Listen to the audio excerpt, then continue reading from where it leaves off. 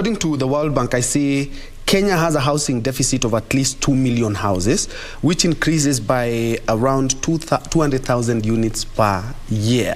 And I think that is why housing was one of the big four agenda. And we have seen the president now talk about a lot of housing projects and say that the kazi mtaani, or those who are working in the kazi mtaani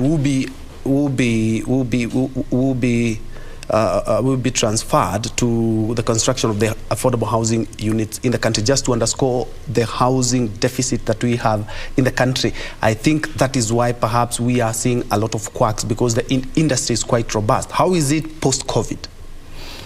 No, I think we've begun on a good note now. I mean, the year after election is always fantastic for us in the construction sector. We suffer towards the election a lot. We almost come to a grind. 1 year after elections, the industry is picking up well.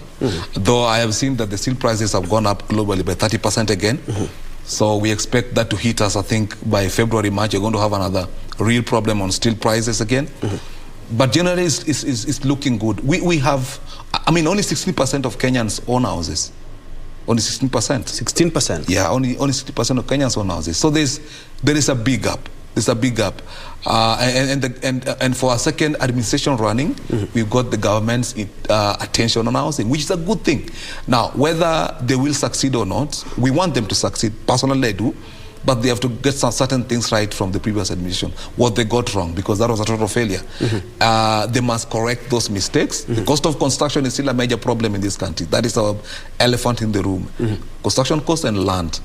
If you deal with those two items, you deal with the affordable housing. And also, I mean, we also need to discuss whether do we need ownership or not. I don't think we need ownership in this country. We need housing. If you check at Article 43(1)(b) of the Constitution, it's the right to housing. It's not a right to ownership. Ownership is ownership is at the bottom list of most Kenyans. That's an interesting way of looking at it. Ownership is at the bottom list of most Kenyans. Kenyans have most Kenyans want decent housing. They live on $1 a day, all right? So they want housing. Probably, I mean, I've discussed this with my peers and some government colleagues, and I keep telling them, go the Nordic way, give long-term rents. We do not need everyone to own houses. Long-term rent of 30 years can work for some people, so that they put meals on their table. So I think it is a right to housing or ownership. We are debating that with them, so that we don't have spectacular failure like the previous administration.